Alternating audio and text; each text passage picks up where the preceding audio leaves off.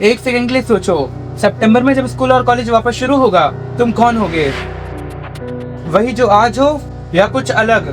ज्यादातर लोग ये सवाल सुनकर एक सेकंड के लिए रुक जाते हैं, कुछ फील होता है अंदर, फिर उस सवाल को इग्नोर कर देते हैं और आगे बढ़ जाते हैं। लेकिन कुछ लोग होते हैं जो इस सवाल सुनकर सच में रुक जाते हैं, उनकी आंखें खुल जाती है, उनके दिमाग में कुछ हिल जाता है और वो डिसाइड करते हैं अब नहीं, अब ये नहीं चलेगा। अगर तुम दूसरे टाइप के हो तो ये वीडियो तुम्हारे लिए है। हर साल जब एग्जाम खत्म होते हैं एक चीज इंटरनेट पे ट्रेंड करती है, समर आर्क। लाखों लोग स्टार्ट करते हैं, मोटिवेटेड होते हैं, एक्साइटेड होते हैं। पहले 2-3 दिन सब परफेक्ट चलता है, फिर एक दिन रूटीन ब्रेक होता है, फिर दूसरा, फिर तीसरा, और फिर वो वहीं वापस आ जाते हैं जहाँ पहले थे। Same room, same phone, same जिंदगी। सिर्फ 2-3% लोग ही कंप्लीट कर पाते हैं, बाकी 97% लोग बीच में छोड़ देते हैं। और ये लोग लेजी नहीं होते, ये लोग स्टूपिड भी नहीं होते। तो प्रॉब्लम क्या है मैं तुम्हें बताता हूँ, लेकिन पहले एक बात मैं क्लियर कर देता हूँ, ये कोई नॉर्मल समर आर्क टिप वाली वीडियो नहीं है। तुम्हें समर आर्क पर हजारों वीडियो मिल जाएगी यूट्यूब पर, लेकिन ये वीडियो उन सब से अलग है। अगर तुम टाइम पास के लिए आए हो तो ये वीडियो शायद तुम्हारे लिए नहीं है, लेकिन अगर तुम सच में अपनी जिंदगी बदलना चाहते हो तो अगले कुछ मिनट्स में मैं तुम्हें वो चीजें दूंगा जो बाकी 97% लोग के पास होती ही नहीं है।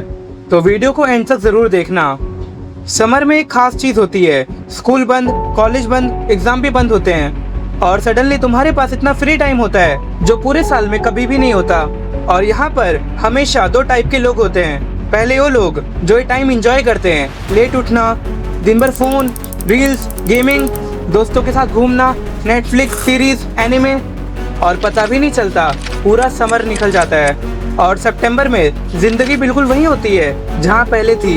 दूसरे वो लोग होते हैं जो इस सेम टाइम को अलग नजर से देखते हैं। ये लोग डिसाइड करते हैं इन 30 दिनों में मैं वो करूँगा जो मैं सालों से करना चाहता था। और जब सितंबर आता है ये लोग वही नहीं होते जहाँ पहले थे। उनका रूटीन नहीं बदला होता, उनका कंप्लीट वर्जन बदला होता है। तो सवाल ये है तुम कौन हो, पहले टाइप के या दूसरे टाइप के? और अगर तुम दूसरे टाइप के हो तो एक और सवाल है, ये सब जानते हुए भी तुम पिछले काफी वक्त से कुछ क्यों नहीं कर पाए?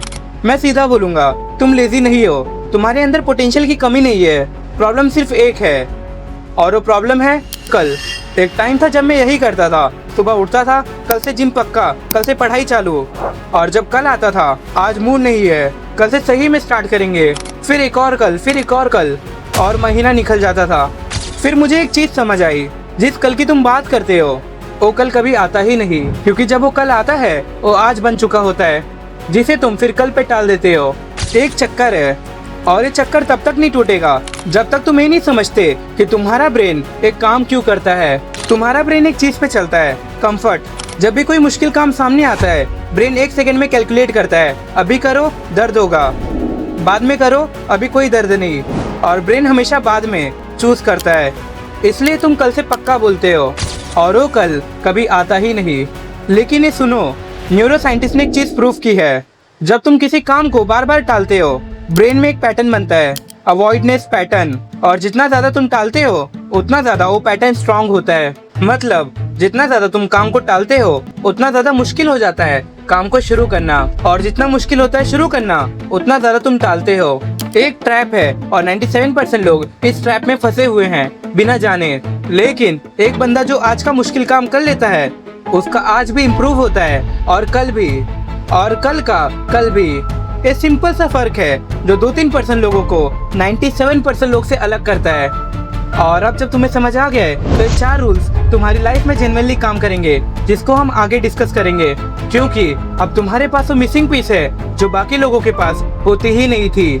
अगर तुम सच में समर आर्क को स्टार्ट करने वाले हो तो कमेंट में सिर्फ इतना लिखो, आर्क स्टार्टेड। ये सिर्फ एक कमेंट नहीं है, एक वादा है जो तुम 4 रूल सुनने से पहले खुद से कर रहे हो कि तुम इन 4 रूल्स को समर आर्क चैलेंज में डिसिप्लिन के साथ फॉलो करोगे।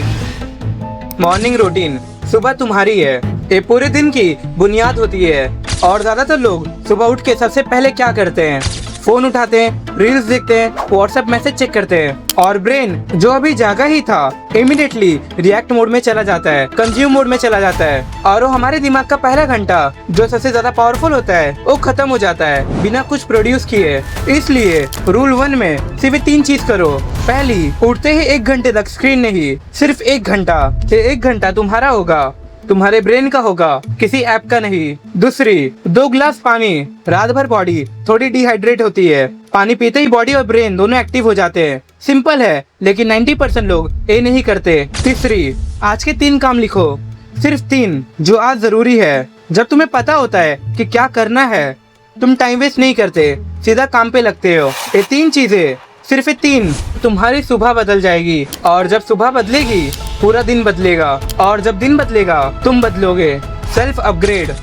यहाँ ज्यादातर लोग सबसे बड़ी गलती करते हैं। समर आर्क स्टार्ट करते हैं सिर्फ बॉडी के लिए, जिम, डाइट, फिजिक और 30 दिन बाद बॉडी थोड़ी बेटर होती है लेकिन अंदर से वही रहते हैं, वही सोच, वही इनसिक्योरिटी, वही डर और फिर वो बॉडी वापस चली जाती है क्योंकि अंदर कुछ बदलता ही नहीं। इसी तरह होता है कि एक गाड़ी को ऊपर से मॉडिफाई कर देते हैं बट अंदर का इम्पोर्टेंट इंजन वैसा पुराना का पुराना ही रहता है। इसलिए सेल्फ अपग्रेड के 4 एरियाज हैं। पहला, फिजिक। हफ्ते में 4 दिन। बॉडी सिर्फ लुक्स के लिए नहीं बनती, डिसिप्लिन और सेल्फ रिस्पेक्ट वहां से आती है। जब तुम अपने आप से वादा करते हो और निभाते हो, एक ऐसे कॉन्फिडेंस बिल्ड होती है जो कोई कॉम्प्लीमेंट नहीं दे सकता। Second, health. नींद 7 से 8 घंटे, पानी 3-4 लीटर, प्रोसीड फूड को थोड़ा कम करो। मुझे पता है ये सब सुनने में काफी बोरिंग लगता है लेकिन सच बताऊं तो यही फाउंडेशन है क्योंकि कांच की नींव पर कितनी भी मेहनत करो सब गिरेगा। इसलिए सभी एरियाज में परफेक्ट बनना ही पड़ेगा। Third, personality. ये छोटी लगती है लेकिन इनकी पावर बहुत बड़ी होती है। साफ कपड़े, क्लीन नेल्स, बाल ठीक से रखना। जब तुम खुद को रिस्पेक्ट देते हो दुनिया ऑटोमेटिकली तुम्हें अलग नजर से देखती है। ये तुमने भी कभी ना कभी नोटिस किए होंगे। कई ऐसे लोग होते हैं जिनके पास कुछ नहीं होता लेकिन उनकी पर्सनैलिटी ऐसी होती है, वो खुद को ऐसा वेल मेंटेन रखते हैं कि लोग उन्हें खुद ब खुद रिस्पेक्ट देते हैं। साइकोलॉजी में इसे हैलो इफेक्ट कहते हैं। अगर एक चीज सही हो तो बाकी सब भी सही लगने लगता है लोगों को। Fourth, mindset. रोज एक काम करो, ऐसा करो जो तुम्हें ग्रो करे। बुक के 10 पेजेस, कोई स्किल्स, कोई पॉडकास्ट या फिर कोई और ऐसा काम जो तुम्हें ग्रो करने में हेल्प करे। सिर्फ 20 से 30 मिनट। और ये याद रखना, बॉडी चेंज होने में वक्त लगता है, माइंडसेट चेंज होने में नहीं। और जब तुम्हारा माइंडसेट बदलता है तो सब कुछ बदलता है। Daily discomfort. ये रूल सबसे सिंपल लगता है और सबसे मुश्किल होता है करने में। सच ये है, ज्यादातर लोग फेल इसलिए नहीं होते हैं कि उनके अंदर पोटेंशियल नहीं होता, फेल इसलिए होते हैं क्योंकि उनका ब्रेन कंफर्ट का आदी हो चुका होता है।